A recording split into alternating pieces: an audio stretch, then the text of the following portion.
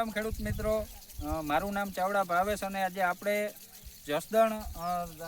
જસદણ તાલુકામાં આપણે આવ્યા છીએ, જ્યાં એમના પ્રગતિશીલ ખેડૂત છે જેમને આપણી બ્રાન્ડ પ્રોડક્ટ એવી કાલાકીટ વાપરેલી છે. તો એમના પહેલાં તો આપણે એમનો પરિચય લઈ લઈએ. તમારું નામ અને આખો પરિચય આપી દો. મારું નામ દિનેશભાઈ દેવસીભાઈ બાવળિયા, ગામ મોટી લાખાવાડ, જસદણ વિસિયા તાલુકો. જસદણ વિસિયા તાલુકો.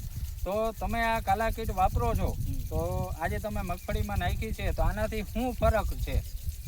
મગફળીમાં નાખ્યા પછી તો સાહેબ પ્રથમ તો જુઓ કે આજે આ મગફળી રહીને લગભગ 1.5 મહિનાની આજુબાજુની થઈ છે. એટલે ફૂલમાં અને ફૂલની સંખ્યા બહુ સારી બેઠી છે. અને બીજા નંબરમાં કે હુયા મીડ્યા છે ઉતરવા. નકર 1.5 મહિનાની મગફળીમાં હુયા ઓછા દેખાય. એની જગ્યાએ આમાં હુયા અમને ઘણા દેખાય છે. બરાબર. અને તમે ક્યાંય બાકી રાખેલું છે? હા, બાકી રાખેલું એમાં એવું છે, આ 2 સા રહ્યા ને, એ 2 સામાં નથી નાખેલા. આ બાજુ નથી, મેં જુઓ ને, આ 2 સામાં નથી નાખેલું. કાયદેસર આખા ખેતરમાંથી આંટો મારીને આવે ને એટલે આમાં ખબર જ પડી જાય, ગમે નથી જોવે ને તો ખબર પડી જાય કે આ 2 સામાં કેમ આમ છે અને આ બીજી બધી કેમ મગફળી.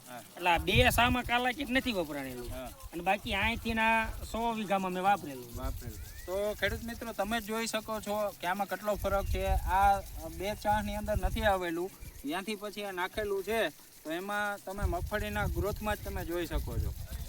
તો તમે બીજા ખેડૂત મિત્રોને શું ભલામણ કરશો કાલાકીટની?